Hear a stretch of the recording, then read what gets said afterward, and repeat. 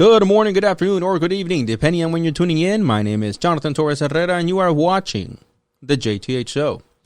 Today, I have a very special show because I interviewed a very special guest.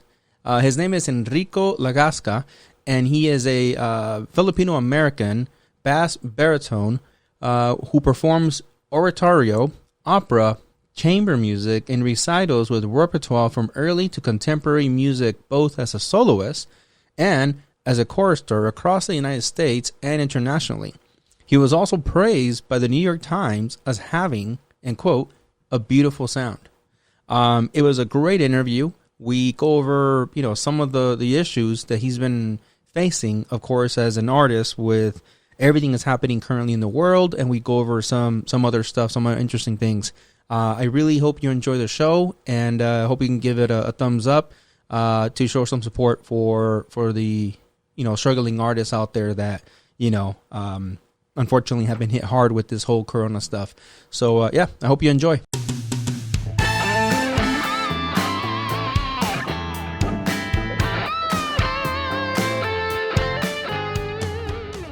And without further ado, Enrico, this is your formal intro, man.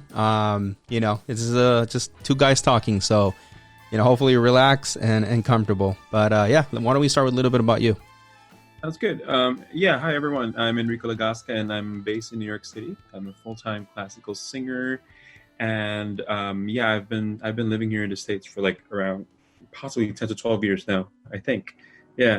Almost 12 years. But I'm a full-time classical singer. I do a lot of operas. I do a lot of concerts. I sing with a lot of professional choirs around the country. And like I said, I live in New York City. I live with my partner. And so far everything's on pause and just on hold because of the pandemic. But here I am. This is Corona, right? Yeah. Survive. It feels like a lot of things actually are on pause. And it's funny that you start off with that because that was one of my top questions that I really wanted to get to. Once Eileen sent me all your information, and by the way, wow, very impressive. You're obviously very young, and it looks like you've been on many stages, which is to me at least impressive. Been that I've never been on a stage before. So it's very impressive. I'm sure you have been on a stage, but thank you. No, it's very impressive, man. Very impressive to see. I really was actually turning YouTube videos to hear you. And, I didn't have enough time to come across something, but hopefully we can interject something, maybe like a little short clip or something along the video so people can actually hear you. But just seeing like your portfolio, seeing, your website, again, let me start by saying very impressive. So, wow. Thank you.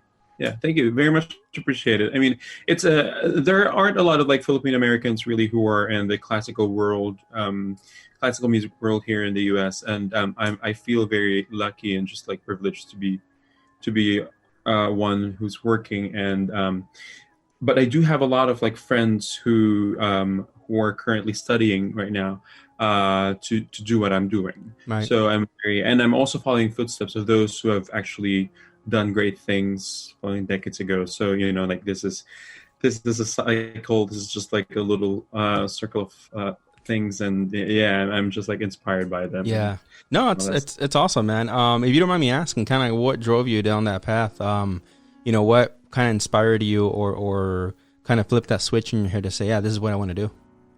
Yeah, I mean, I was in high school, really. I was in high school in the Philippines. I was studying in San Beda College. It's like an all-boys Catholic school. Okay. And they have a really good music program. Like we were taught how to read neumes. They're kind of like in these like little books that are like music hymnals by the Benedictine monks, kind of published in like the 14th, 15th century. And that's where it all started, really. Like I had interest in like singing. I had interest in singing choirs, mostly choirs.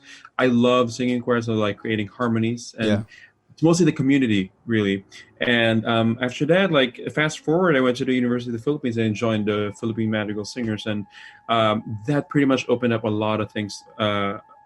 Just a lot of like artistic things in regards to like my career path and choices in life. Yeah.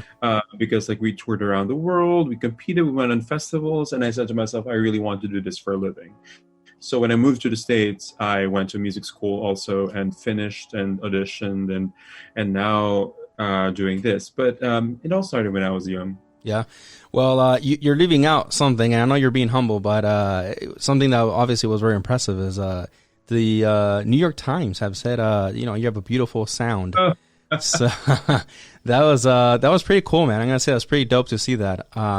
It's especially to get some kind of recognition from a pristine organization like that, and I'm sure it won't be the last one, or to do that. So like I said, I'm really looking forward to seeing something. And if you have like a link to any kind of video you want to share with the audience here, I would be more than happy to share it with them. But it's pretty cool.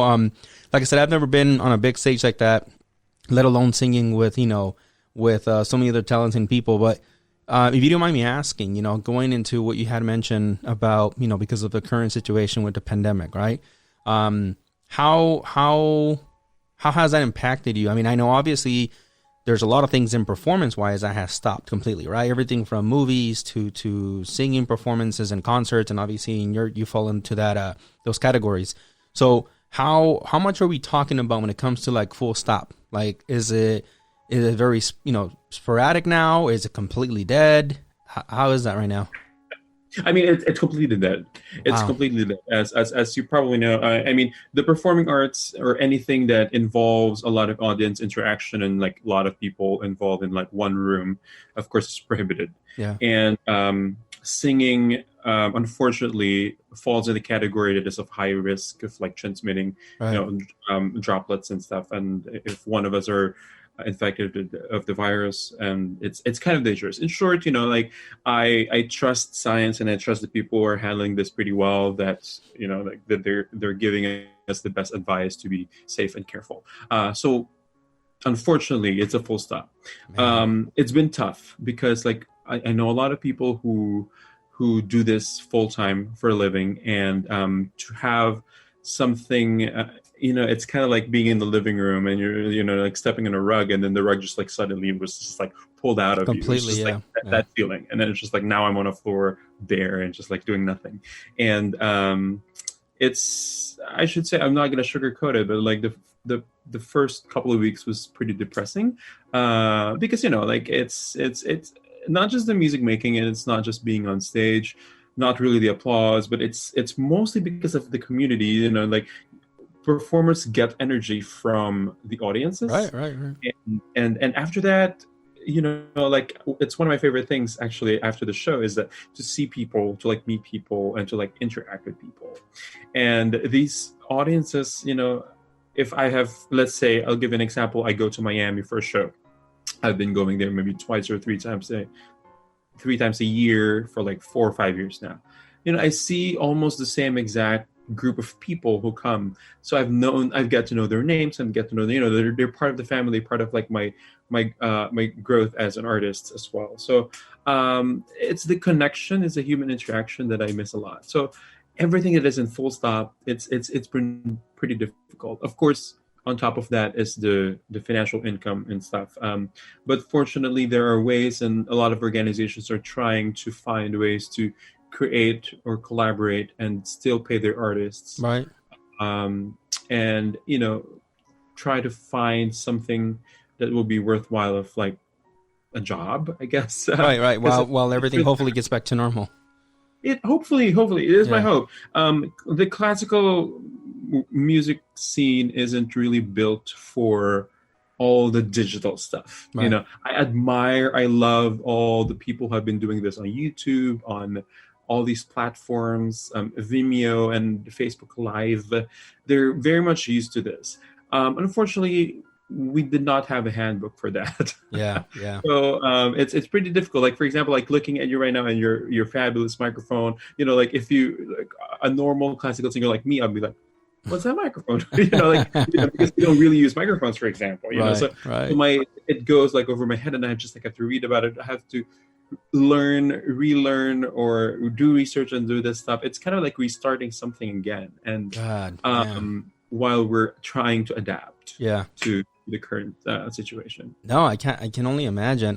You're bringing up some points that I guess I kind of went over my head too, because I never occurred to me. The fact that now that I'm thinking about it, at least seeing it, either on TV or attending a couple, throughout my life, as far as like performances like the ones you're a part of, you're right. Mics are very far few in between. It's really your voice that you're throwing out there, right? It's the power is really in your voice. So, you're right. I mean, unlike maybe more of a studio singer, I'm assuming, that use mics maybe even like this. In your case, with opera and stuff like that, it's all your voice, right? It's supposed to be. So it never occurred to me. You're right. That kind of went over my head as well. Now that you guys have to, though, kind of adapt to this whole crazy situation, are we talking about them or in your circles talking about maybe setting up studios or because I know there's a lot of like virtual concerts now, right? That's like a thing right now that's going around. Is that something that maybe you're looking at or it just can't be done? Yeah, well, it can be done. It's just that we have to learn or relearn something. We have to learn all these like programs and all those microphones, and not just me. Like a lot of classical music artists and a lot of arts organizations are trying to do it. The Metropolitan Opera started their recital series to like hopefully boost income from the loss of because they've canceled the whole season. Right. I have yet to hear from the Broadway League in New York, but I think they're also planning on like doing something digitally. Although the artists on Broadway artists are very much used to really being also very interactive, right? On like in a small screen like this as well. Yeah, I think we are all trying to find ways, and we're all like trying to learn new things. So home studios, I've seen a couple of friends who have set up a lot of like really nice home studios. People are buying all their lights and their microphones and all their pop filters and learning Logic Pro and Cubase and all that stuff. So it's and then the existence, of course, the existence of Zoom and other other video meeting sort of programs is also very helpful. Unfortunately, performance using this that is live is still kind of an issue because of latency. Right. So that's going to be a challenge. So yeah, and I think it really is just like a new thing for us. But I'm pretty impressed of like what I've seen. There are a lot of virtual concerts online. There are a lot of like like those split screens with a pianist and a singer. Like some sort of thing. Yeah, no, I saw a couple. Yeah. Are trying to do that. So it's just like, oh yeah, nice. And they're editing their own audio and video. So those are good. Like I'm also doing a portion of that. A part of that, I'm helping a couple of arts organizations to do things. I'm fortunate enough to also know friends who do it. Right. So, with a little help from my friends, I call them and I'm like, hey, can you actually teach me just quick 5 minutes tutorial of something just to clarify something, so I'm glad that a couple of my friends do that, and I'm thankful for them. And I honestly am still in the adapting phase, and hopefully in like a week's time or so or more, or like a month, it's either this all gets lifted or I get to be quicker in like audio and video recording and releasing editing. And all that stuff. Oh, trust me, I know the pain. At least in that field, I definitely can understand. Some of the heartaches, and headaches rather, you're going to be going through. When it comes down to like setting things up, being under lights, having mics, checking mics. I mean, this interview in itself ran a little late because technology always seems to work great when it wants to, and then there's moments where it's like, not right now, I choose to do an update, or not right now, I can't connect, I can't see your devices. I mean, this setup that you see here is something that I use, I want to say, every day, at least either for work, when I actually have my meetings with my agents, because everybody right now is working remotely, including myself with my full-time job. So I'll join meetings, again, almost on a daily basis. I do my podcast, and I cannot tell you how many times nothing changes, yet my computer is like, I can't see your camera. I can't, nobody can hear me. And it's like, okay, I'm gonna do this for the millionth time. Okay, audio's good. Boom, that's good. That's done. What's going on? And then it's frustrating because sometimes it's something as simple as like resetting the mic, and then never mind, there it is. It's like, okay, I mean, all we did is just reset. So from that standpoint, all I can say is, good luck, just like to the rest of us. Eventually, it becomes part of life, and it's okay. Now you're working. Okay, now let's move on to actually creating the content. But honestly, it's super easy. Offline, if you ever need some help as well, I'm here to provide any info that I can possibly help you with. But you can make it work, right? I mean, at least for what I'm trying to do. Now, in your case, with that great voice, hopefully it'll even be better, but it's definitely something that you'll learn just to kind of live with, which I'm sure there's some issues as well when you're performing live, right? I mean, I'm sure there's some things that are unexpected because it's the way of the show, right?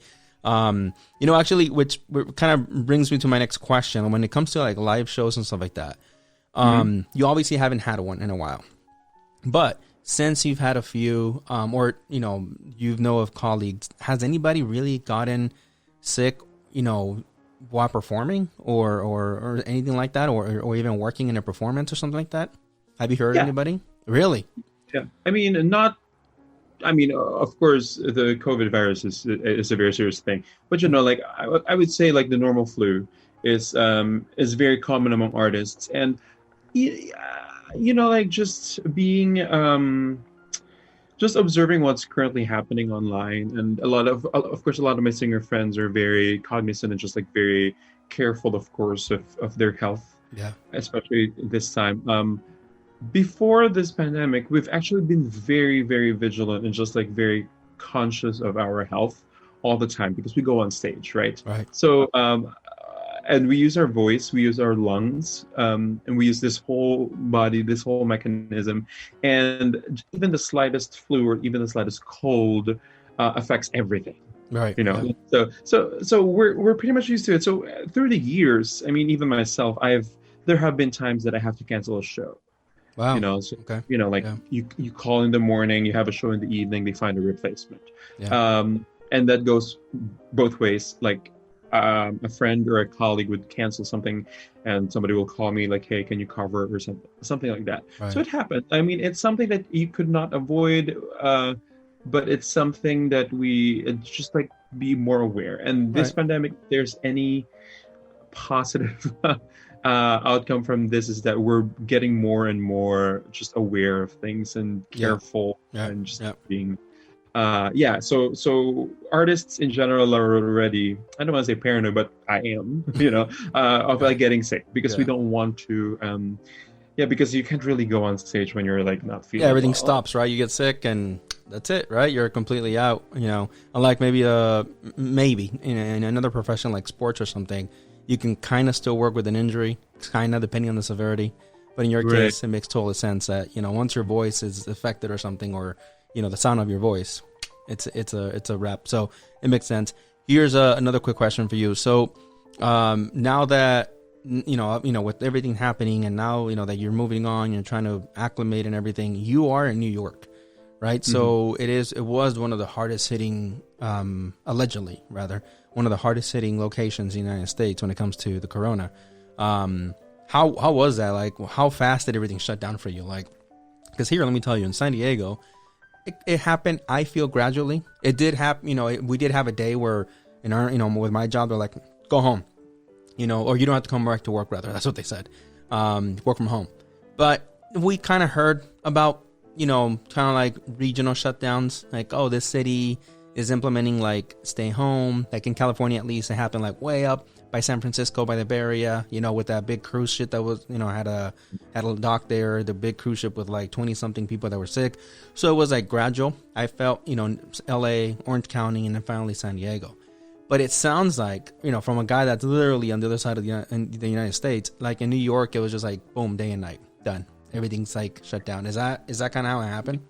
Yeah. Well, so I'll give you like a very short timeline. I was still, I travel a lot for work as well. I'm based in New York, but I like always fly, right? So around March 12, I'll give you a quick timeline. March 12, I was still in Miami doing a show. And then the pandemic is getting worse then, and so we decided to cancel the concerts. My company, the organization, decided to cancel the concerts. So the 13th, I flew to New York. Exactly a week after that, there were already rumors that Cuomo is going to shut down New York City. Right. Right. So it's so funny because like I woke up that Thursday. I just like woke up on that Thursday and ran to the living room and I said to my partner, I was like, "We are leaving tomorrow." Yeah. Yeah. and then like, yeah, we're leaving tomorrow. I just like get, I just like had a feeling that everything's just going down. Right. And I got a car that afternoon. Very thankful that we have a shelter to stay in northern Michigan, up in the northern peninsula, up in the lakes, Great Lakes, and it's a vacation house, but summer vacation house, but thankfully it's insulated. So Right. it was still March, so it still is kind of very much in the tail end of winter. Mm-hmm. So and then just the following day we drove 16-18 hours, and then that was Friday. Come Sunday, Cuomo declared a shutdown. Yeah. So it went really quick, and I'm very thankful to actually be there for a good 3.5 to 4 months. Yeah. And now we just got back in New York like a week or so ago, and but I always constantly see posts from friends online, and I talked to a couple of, like, my best friend lives in New Jersey, for example, just like across the cloisters. He's in Fort Lee, and he tell me that like it's been when it was really bad and when it's getting better. Yeah. So when we felt that the cases are going down and we felt that it's safe to go back, and we decided to just drive back, and we miss the city so much, and there's a different energy and in the city, and just the resilience of the people, and I wish I'd never left, but I'm very glad I did. Yeah. Because just like get away from all the crazy things that is happening in New York. It's very heartbreaking, really, what's happening. I have a lot of friends who are in the medical field, who are frontline workers, and they would post stories and just like talk to them sometimes. Yeah. Actually, my half sister in Gainesville, Florida, is a nurse. So it's I hear things and I hear a lot of stories, and it is a very serious thing. So how is it now, if you don't mind me asking? What is that? How is it now? Like in New York, it's getting better in New York. It's actually, the cases are low. The city, like a week or so ago, hit zero death cases in a day, which hasn't happened since March. But it was if there is a city that could get back in its foot pretty quickly and just confidently, and that I think that would be New York. Yeah, it's been through a lot. No, I mean, absolutely. I mean, it's there's a reason New York is like one of the top places that tourists want to come and see, and hey, it's in every movie. You can think of any action-packed movie. It's like New York. It's if there's any equivalent of like a resilient war tank like city, they say it's New York, right? So I've never had the pleasure to have visited New York, but just hearing things from people, even when I talk to people, even like you, and they're like, in New York it's gonna be bad, but that it's gonna get through it. They're gonna get through it, and that's just New York. So hopefully they will. Now, does it look like anything in New York, specifically in your area, and you're like in the concerts and stuff like that, anything like that's picking up again, or is it still completely dead, like 100%? No, it's completely dead. Yeah. The big institutions are closed through December of this year. Through December? Yeah. Wow. So it's wow. Will probably open up hopefully in January 2021 when hopefully we all are able to get through this. Yeah. But I think things are going to open hopefully in January, but it's closed. Wow. All big concert stages, even churches, even just like concert venues are closed. How's the city feel right now? Like when you walk in the city, does it feel like New York, normal New York, or is it, different? It's different only because of the people. Yeah, Mm. but of the few people that you see in the streets, it still feels like New York. Okay. What I find very interesting is that they've been following rules. They've been following Good. guidelines. That's good to hear. Most people, if I were to put it in a ratio, it's more like 8 out of 10 or 9 out of 10 people are actually social distancing or wearing Wow, masks. that's good. There are No, that's only great. just a couple of people who are kind of not doing things, but or not following guidelines. But I'm very glad that people are doing it. That's why I guess that's why the cases are going down. Yeah. Even during the protests in New York, most of the people were wearing masks. Everybody was wearing masks. And 2 weeks, 3 weeks, a month later after the protests, there were no reported, you know, increase of cases from those events. Right from those. Yeah, that's People were good, wearing man. masks. Yeah, that's Yeah, good. because we have very close contact, right? So, and everybody were wearing masks. So it was just, it was, yeah, it was prevented, I guess, just like the spread. So everything was fine And you after just said that. there's been no deaths, right? Like, or you guys had the first day of zero Yeah, related to COVID. So I mean, that's definitely good, you know. So it's definitely good to try to at least see that there is, you know, there's some light at the end of the tunnel. Now, when things, you know, I hear a lot of like, oh, hopefully it will, but I have a lot of faith that, you know, this too shall pass, you know. right. So when that happens, you know, and you know, what are you, besides going back on a stage, what are some of the kind of like plans you guys have, or, you know, even preemptive plans to like go back, but also control like further spread, or you know, the resurfacing of like a shutdown, you know, anything that you guys are already planning towards, you know, as far as you know, the reopening per se? Yeah. I mean, it's really different per organization what their plans are.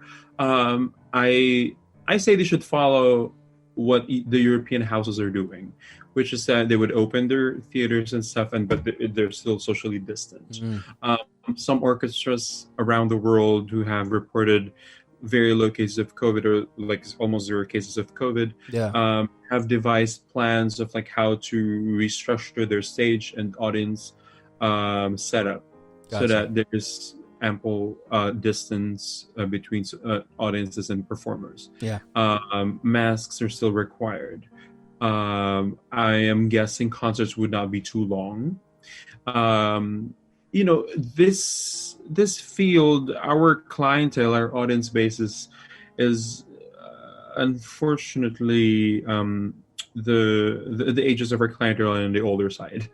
So gotcha. you know, they're of high risk. Yeah, no, And yeah. yeah, so you know, while I'm very grateful that I have a strong immune system and stuff, I don't know if I might carry it at some point, just a little bit, you know, like who knows. Sure, no, it makes sense. Yeah, Yeah, it's so we don't considerate know. of you. Yeah, we're young, and Yeah, so I care for the people who come to see our shows. yeah, And I've talked to a couple of people who have seen our shows, and they really want to come, you know. But unfortunately, they are at a certain age that are of high risk. So I think it goes both ways. There is carefulness, and just like there's sort of restrictions, and just like wait, let us not, and just like be very careful in general. right. So to answer your question, I don't think there are any concrete plans. So I hope they follow something that is similar as the European houses. But and a lot of people are thinking or saying that they will only resume if there already is a vaccine, which is, you know, close to not happening yet. Pretty soon, but we'll see. I mean, it's interesting because as quick as things shut down, I'm pretty sure it will be the reopening will be as quick as, you know, lightning as well, because everybody are like craving for performance and craving to see performances. Although I should say that this temporary halt for 4 or 5 months now through the rest of the year will leave a lasting damage in the community, Why in the so? performance community. I mean, it's a lot of income lost. Gotcha. One and two, Yeah. even if we open on January 2, and a 2,000 seater hall will possibly let 500 people in, Mm. there's no guarantee that 500 people are going to come and Yeah. pay the ticket and see us. You know, like Yeah. they're still going to be very careful, or understandably so, very scared. So this is going to have a lasting effect, and it's the same thing as the 1918 pandemic. If you look at the books and the history of like the performing arts, then it took them years and years to start recover for people to come back. Right. Yeah, no, that's true. Makes sense. Yeah, it makes sense. Yeah, and science then was not as advanced as now, so it's difficult. So I think this and this goes in all, in all fields, of course. But I think I'm hoping that there will be plenty more creative ways of doing live performances again. Right. There are options of performing outdoors, but of course, if weather doesn't permit you to perform outdoors, that's gone too. Snowing, yeah, like that. Yeah. So that's true. I mean, it's there's only so much you can do with trying to get away from performing in your traditional setting, right? Which is a theater house or something along, right? Like some kind of opera house, right? Indoors, basically, where everybody from the audience to the performers are all in very close proximity, right? And you can't. It's not like you can just put a transparent wall between the two crowds. I mean, you still have that close proximity with both sides. So you're right, and then outdoors, while I'm sure it's nice, my understanding at least is, and again, my knowledge is very limited of your craft, but my understanding is that there is also a certain kind of like science almost that goes into performing indoors, right? With like the walls and sounds and how everything resonates versus performing wide open, right? All the time. So yeah. So no, I totally get what you're saying. Now, this is what I have heard, and as far as like for like big mainstream artists, right, that they also want to go back to work because literally their income as far as like touring and stuff like that is gone.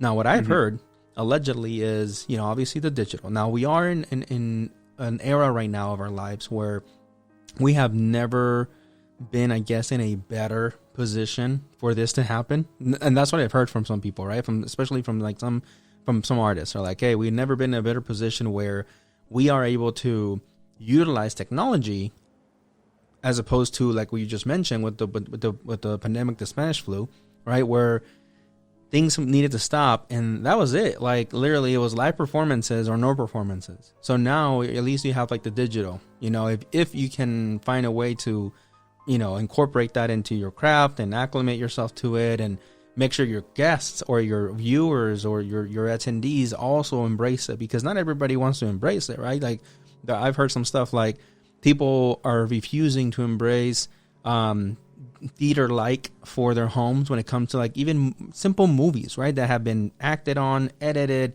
and released, but they want to go to the theater, as expensive as it can be sometimes, and, buy your popcorn, take a couple friends or family, sit in the theater, room with everyone else and enjoy a big movie, as opposed to even if the movie is a new release and even if it's available for you to, pay-per-view it or whatever, people are pushing back on that, and I know that I at least I heard of this part from the movie they released, like, I don't know, at the beginning of this whole mess, March maybe, or a little bit after March, it was with the Trolls 2 or whatever, the World Tour movie. I have kids, so I stayed on top of it.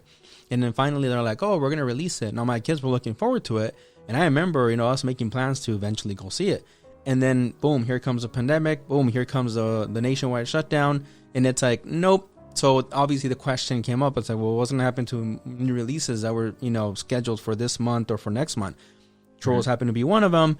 It gets released. We watch it, granted. But I remember I was going to do a video all about it, where people were pushing back and people were like, I don't know, like it's almost like they wanted to boycott the fact that it was going to be released and people were not going to be able to watch it in theaters, right? Like another thing right now that is really big in my hometown, at least, that's making a comeback is, and I'm not sure if you guys have one in New York City, but the drive-in, which is like basically the big, gigantic, outdoor theaters, right? Where you go with your car and you're basically in your own little hub.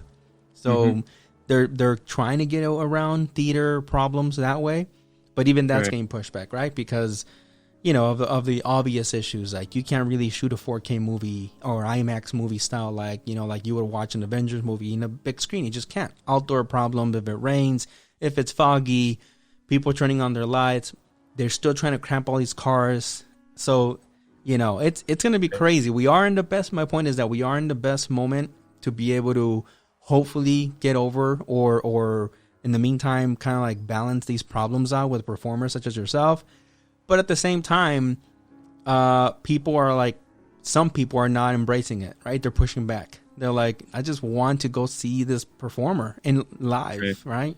So right. It's crazy. I mean, it's crazy. I think it's a connectivity that is like that people are missing. It's like, I while I totally understand how much I miss going to the movie theater, Yeah. even if you did mention like it could be expensive, fine, but it's just a different experience than like watching it from home. Yeah. I totally understand that feeling. It's the same thing as like concerts too. Like, Right. I want to see this person live, and I want to sit in a very cramped theater with like other people, but I really want to experience this. Yeah. The connectivity is the experience that we miss right now. That's why actually, for example, in New York, it's huge. Like, dining out is a huge business. Like, Right, it's a huge activity. Brunches is like a huge activity, like weekend brunches, and we miss that connection. We miss the service. We miss other people preparing food for us or something, Right. or just like being. We miss connection with other people. It's also the experience, right? Because I mean, there's a lot of experience that goes into dining out, either whether it's with your partner or with a group, of people. It's just the memories that you really. I think that's really what we all get a little bit nostalgic about, right? Is that has been kind of like almost on pause, unless either you kind of go against the quote unquote the current, with people saying don't go out, or you kind of get around it by maybe inviting people home, to your home, or you get invited to someone else's home, and that's kind of getting around it in a sense. But I think what a lot of us are missing is that, is those memories, right? Of like going out and being able to, either, even if it's not a hardcore party, you're going out and clubbing per se. But even when you go out to dine out with, I know we did it all the time, my wife, my mom, my kids, my sister, it was probably a group of at least, 10, 12 people. We haven't done that in, probably even before the little bit of pandemic as it was. We didn't do it, regularly. We did it maybe every month. And now it's just like since maybe January, February, more or less, it's been non-existent per se. Right? So it's kind of sucks. And I think that's when people get a little nostalgic, and sad and angry and depressed and everything else that can fall under that, because you don't have that anymore. Yeah, and I admire what you're doing, because that's a safe way of doing it. Yeah. And while we miss it, I honestly miss my brunches on Saturdays. Right. But I'll be safe. Like, even my friends in New York are like, oh, well, it's okay now. Like, we can meet outside by the curb and just like dine. I'm still like that person. It's just like, no, I'll wait. I'll wait a little bit. Yeah. But I did go to some park events. Like, I did go to meet some friends, and like we had like a distance picnic once. Right. So that, because that's open air and everybody was wearing masks and stuff like that. So it was fun. But like, there's something about it. Yeah, the nostalgia of like going together as a group or as a family, and like, say, what's that beautiful place in San Diego that I go to? Point Loma? No, is that Point Loma or Loma? It's like where the cliffs are, and it's just. Oh, that would be La Jolla Shores. Yeah, it's a beautiful. Oh, yeah. Yeah, it's beautiful there. Yeah. No, absolutely. It is, and not only that, but I think another thing that's also kind of, I don't want to say dying, but maybe pause. I don't even know what word to use here, but even a simple handshake anymore, right? Like, call me old fashioned. A lot of people are like super, even before the pandemic, they were a little bit of a germaphobe, and they're like, oh, I'm happy that handshakes are gone. I'm not really in that crowd, right? I, in that sense, maybe call it a little bit more quote unquote old school, fine, but it feels so weird now that, like I went to go do my taxes with, my CPA that I pretty much do them regularly with, and for the past few years, and it was like, hey, and there was a little bit of like, okay, so what do we do this? So it was like, Right. shoulder bump, I guess. But it was just so weird, because I see him, as it is, I see, he's a good friend. I've known him for years. And, as it is, you see the guy maybe once a year, a few times, in a Mhm. week to get stuff done. And it's like, man, it is to be like, hey, how you doing? And, kind of like a quick hug. And it's just like, that's gone. You're not allowed It's to do gone. that. It's Yeah. gone. It's very sad because it's so funny that you actually mentioned that because like artists in general, like when we see each other, we just hug. Right, We're just right, right. yeah, and now you don't know exactly when that's gonna happen again. Yeah, isn't that crazy?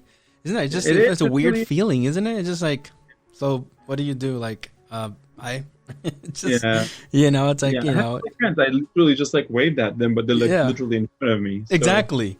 Exactly. It's just, and it's, I at least think, right, that those are the little things, the little things that we maybe took for granted before, years ago, rather, excuse me, months ago, when before we knew of any right. of this. It feels And like you. yeah, it feels like years. It does. It definitely does. And now it's like, so, kind of like, how do you do with little things like that? And my question that I always, ask myself, and I often do, because I think, when this is over, what will stay, what will go? Are people going to go back? Because this is not the first time humanity has been through this, right? But I think most of us, if not all, we were not alive really to tell the tale, right? Of like, hey, this is how you guys went back to normal. I mean, sure, there are books. Sure, Mm. there are, historians that will tell you, hey, this is kind of how things went back. But without living, literally you in flesh and blood living something, it's really hard for you to really understand okay, Right. step A through maybe Z, and here's how we go in the middle. It's just kind of like, okay, so it sounds like everything eventually went back to normal. Obviously, for those of us that are alive nowadays, it's not like anything that happened in that time with the Spanish flu, or any of the customs that may have come out. We don't know if they're around to this day until Mm. Corona or Right. COVID or whatever comes around, and it kind of like maybe perhaps bring some stuff back from back in the day. I sometimes wonder, like, what is gonna stay, what is gonna go. Are they gonna tell us, they're gonna tell us that we have like this maybe cure or therapeutic or whatever they're gonna call it, right? Pill, injection, whatever, come maybe, I will honestly say, optimistically speaking, sometime next year around summer again is when I think there'll be something more concrete, right? And anyways, in my head, I'm like, so what's gonna stay? What's gonna go? Like, are they gonna tell us, you still don't or not tell us, but are we still not gonna handshake? Are we still not going to hug? Are we still not going to go out and have dinners? In my culture, I'm a Mexican, right? As a Latino, we greet kind of like you just mentioned right now with friends and family, kind of like, hey, how you doing? And it's like, there you go. And with many families, it's like, oh, like the kiss on both cheeks, and it's like, and that all is like, I think, I don't, how is that going to work out, right? So I ask myself that a lot. It's like, how is it going to work out when it comes down to having all that back? Is it going to be gone forever? Is it going to be gone maybe for our generation? It's just so many questions, man, that I honestly ask myself. In your case, where you're a performer, what are going to be your limitations? What are the stuff that are going to be like, oh, we're not going to do that anymore. You're not going, you're not going to go back to maybe having, that beautiful choir that, there's all these people and, levels and stuff like that. Everybody's singing together. And now it's like, you're going to be over there. You're going to be over there. It's like, what? So, Yeah. so Yeah. it's just crazy. I'm very hopeful that we'll go back to the norm, as they call it, right? Like Right. the norm. So that's my hope. But I really think that it will take a lot of time before we get back to that. Yeah. Especially the one that you just mentioned. I love big gatherings. Yeah. I think we share that in both cultures. Like family and friends, big gathering, lots of food, hugging, and just like, oh my God, Right. this is very intimate, and just like countless and hours of just chatting and just catching up in close proximity. Yeah. Yeah. Those are the Yeah. things that I miss. Yeah. So, like for example, like my mom lives in Florida, in Orlando, and she's a cancer survivor, and I do not want to see her only because of this. Yeah. No, Like I yeah, want of course. to see Yeah. her, you know, but when I see her, I'm like, I'm back. Even if I'm like 34, I'm back to being a 2 year old. I'm always next to her Of course. when I see her, Of because course. yeah, because like I only see her a couple of times a year. Right. But now I don't know. Yeah. I was telling her that I will probably not gonna be back in Orlando till 2022. Just to be, Wow. That's like, crazy. because I'm terrified for her, Of because course. Yeah. she's a cancer survivor, and Yeah. I just I don't want to risk anything. Yeah. It's better to be safe than not. So Then it's sorry. just Yeah. stuff like that. It will be, but I'm still hopeful that we will all get back to what we're used to doing. But I think it will take a lot of time before we get back I'm there. with you, man. I am very much of that mindset. You know, I hear a lot of things like, oh, well, you know, come November, you know, like I don't like to go with the cliche, you know, bashing of like, you know, either the doctors or even the president. It's like, oh, any minute now, we're going to have this cure. Listen, it's their job to try to be optimistic for whatever agenda they have, right?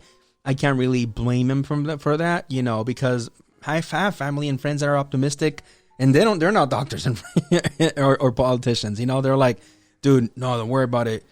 I think it's going to be good soon. You know, we're going to go fine back to normal. And again, I don't blame anybody for trying to get that back, right? Because that's something that was taken away from us, right? The normalness of our lives, you know, whatever normal means to each of us, right? Whatever normal means to you, whatever normal means to me, that in a way was torn from us rather quickly, right? It happened within a few weeks for some of us.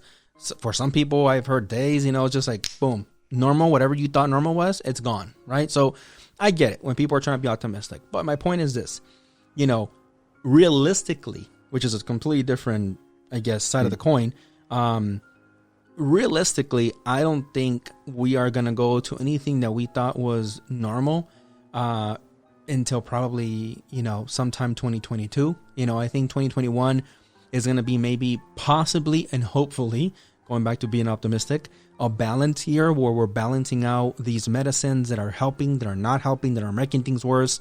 You know, how many more cases, how many, you know, this and that. It's a year that we're going to be able to possibly manage the whole craziness because of 2020, because of what 2020 has maybe shown us and taught us and we've seen and lived. 2021 is going to be that balance year. And then 2022, hopefully, will be that year that's like, okay, they're saying you can go back to normal. The people that already pushed back on therapeutics or vaccines, the you know, especially people that are like as it is from the start, there were no vaxxers.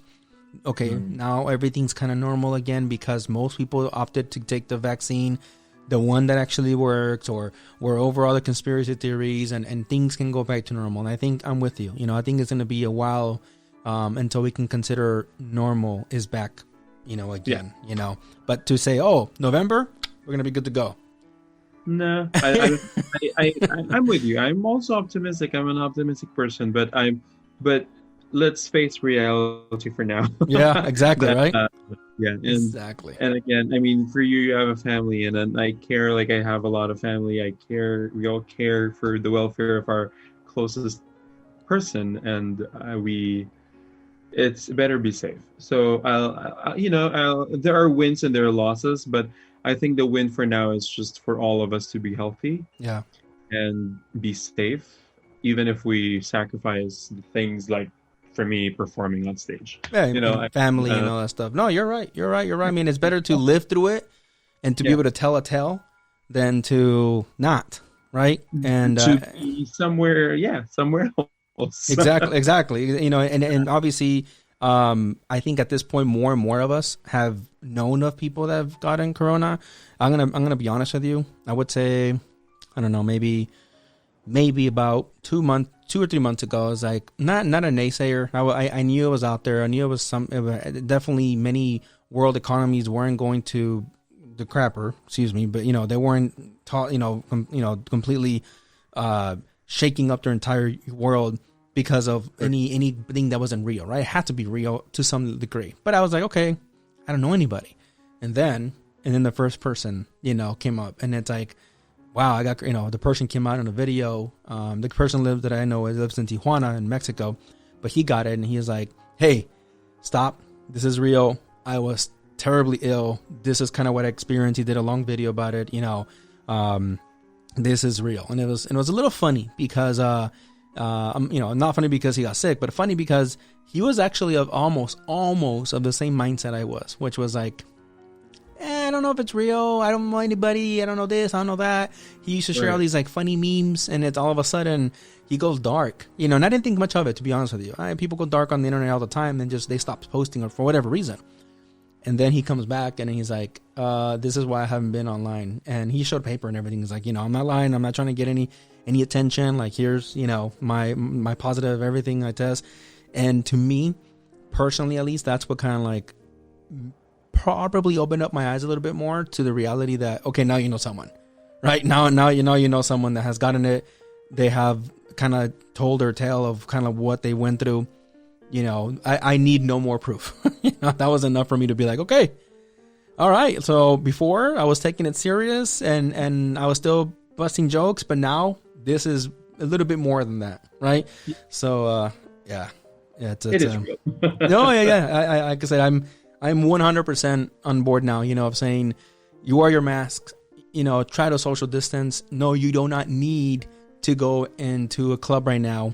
You don't need to go and do like these clandestine bars. Like, I don't know if you've seen them, by the way, or they're happening in New York for that matter. But something that's been happening here is people have literally been transforming like their garages into their miniature bars. Like, it's actually a thing that's been happening in California.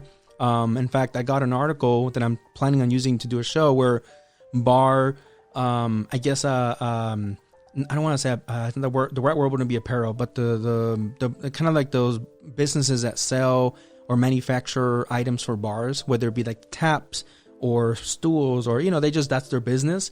They actually have back orders, and people are like, how the hell do you have back orders? Like, what do you mean? So anyways, they're starting all these videos coming out, whether it be Facebook, TikTok, Instagram, where people are showing off their homemade bars, like it's costing them $2,000 or so. There's even a guy that I say the video where he was showing off like, I'm at the bar. He walked back. He's like, psych, it's my garage. And before he walks back, you're like, wow, this guy's at the bar. Wow, it's one of those guys. And he had like neon lights, a mirror behind. I mean, the whole shebang. And you're like, wow, this guy's literally at a bar. Walks back, it's a garage, man. It was insane. Like, he did the flooring and everything. And he's like, oh, this cost me $5K, but with all my my buddies are coming over and buying beer off my tap, it'll be paid off in a month or two. Ha ha ha ha. And I was like, wow. So then I started following, right? All these other videos are coming up, and it was a real thing. Like, people are literally trying to make these I guess what you would call the equivalent of like bootlegging, location. So I don't know. Is that happening in New York, even with maybe doing performances that you know of, like at private residence and stuff like that? Yes. So private residence, well, even before the pandemic, like private residence performances have always been happening anyway. But I have friends in Austin, Texas. She's wonderful. She has a little non-for-profit organization, arts, like they produce concerts. She started her front lawn concerts is what she calls it. Wow. And it's right in front of her lawn, like, so the music is pre-taped and it's exclusively for, I guess, the neighborhood, and It's by donation only. So a lot of people have been doing that also. Like, I saw an opera singer who have not been out of her apartment since March, but she just decided to give a little concert, like a half-hour concert, like in front of her house in the neighborhood. What's your take on it? What's your opinion on it? The accompaniment is also pre-taped, so like people are doing stuff like that. I guess like it's showing some other creative ways, right? Just so we're able to have human connection, like the bars. Yeah. Yeah. But my worry is, like, of course, like for the bars, it's still is very close proximity. Like, call me paranoid, but it still is very risky. Like, there was after 4th of July, there were a lot of spikes in many states because they all went to the sandbar. Yeah. Like, for example, without a mask, thinking that it's summertime, it's okay, we're in the water. But I'm like, it's before a pandemic, a sandbar is already dirty. Yeah. So Yeah, yeah, Since yeah. during a pandemic, a sandbar will also be dirty. Correct, Uh, correct. Yeah, it's you can't really. I know that people are in like the whole. Some people rather are in the boat of like, hey, the sun kills it immediately. yeah, I'm sure there's some science to it because the sun, is one of those things that other viruses die under, right? That they say go get some sun, go get some vitamin D, whatever. I don't know. I don't know the science behind the sun and COVID. I really don't. So I don't know how much of these bars, like you said, like these sandbars are going to be more safer in some sense. right. But I don't know. I think we're going to start seeing that more. You're going to start seeing those, those like unofficial, official, homemade, whatever. Right now, going back to what you said about people doing like concerts in their lawn. What's your take on that as a performer yourself? What's your take on how safe that is? Like, do you agree? Do you disagree? Is that something that you would do? It's something that I would do, as long as there's social distance and it's outdoors. It's something I would do if I trust, I guess, the neighborhood. Right, If I trust the people, because these people who have done it they actually did it in front of their houses, so they know their neighbors. right, It's right, pretty much for their neighbors and just to be able to have some fresh air out of their homes, and be able to sing again or do something again. right. So it really depends on the situation. Of course, in New York City, like we don't really have front lawns and porches and stuff like that. So we have to be somewhat creative on like how to do that. But I have yet to see a performance during like around March or April. A lot of like Broadway actors, uh, Broadway performers have been performing from their like fire escapes. Just like offering a song or two, Gotcha. mostly for the frontline workers. It's very touching. It's cute. It's heartwarming. You see this on Facebook and on YouTube and or Instagram. They're all over. Nothing beats live performances, to be honest. And of course, if you do that, um, I'll be realistic. This is your bread and butter. Yeah, yeah, That's it. You're basically offering things for free nowadays. And that's also my biggest worry. Like while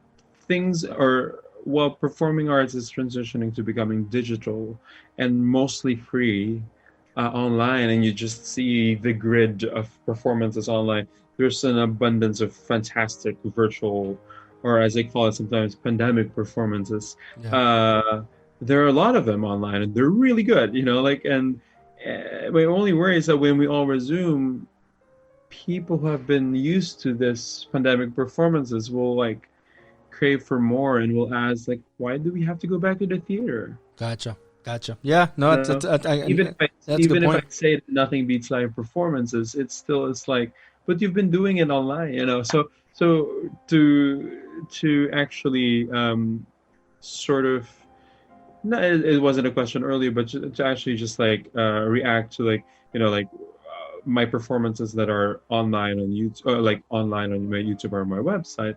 Those are like kind of older videos of like maybe 5 or 6 months ago to like a year to like many more years.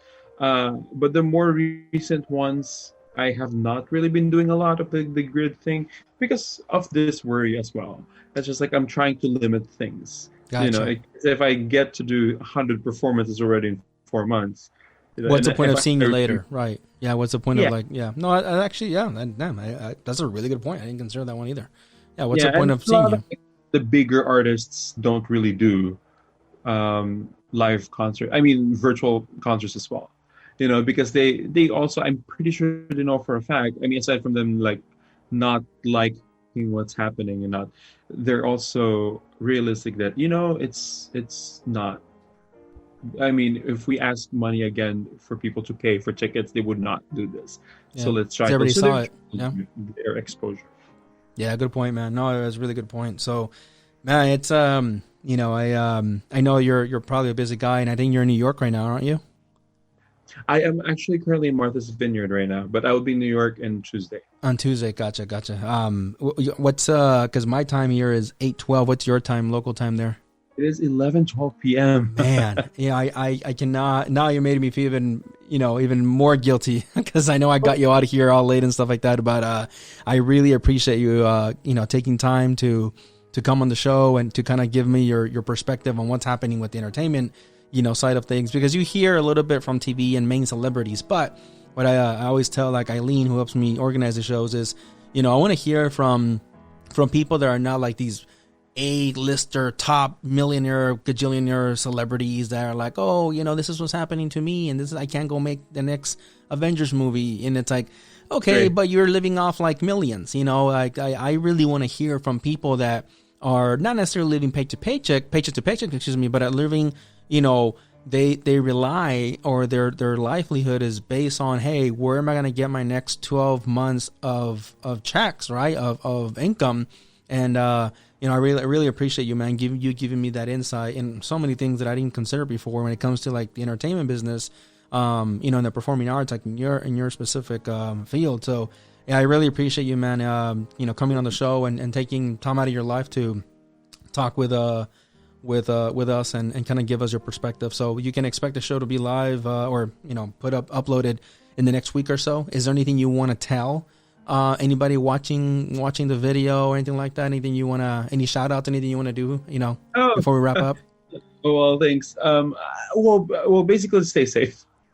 That's pretty much it. I think let's all just follow guidelines and rules and stay safe and be well. That's it goes across board. If everybody's cooperating and everybody's doing their small part, it's not a huge thing, like it's not a huge demand for us to put a mask in a grocery. Man, those are hilarious, aren't they? When you see those videos, the people saying, I can't, I won't. Yes, it's not the hardest thing ever. So exactly. It could save us. It's as simple as a piece of cloth or a bandana. Yeah. Cover your mouth. Let's just be careful. And I think I think we'll all get through this sometime. That's right. Yes, sir. Yes, sir. So if you wanna share any specific clips or whatever, send them over my way. Well, I'll be more than happy to add them on here for people to see, and really go and see what the New York Times said. So for everybody watching this, it was the New York Times, all right? It was the New York Times, the beautiful sound. So we definitely want to hear that. So whenever you can, man, send it over, and we'll love, we'll be happy to attach it to this video when we do the upload. So, I know we're at a peak of the hour now here, and I know it's super late on your end, so I'll let you go. But again, thanks for coming on the show, man. I really appreciate it. And I, look forward to hearing, that beautiful sound. Thank you. Thank you very much. All right, man. You take care, man. Appreciate it. Take care. Bye-bye. See ya.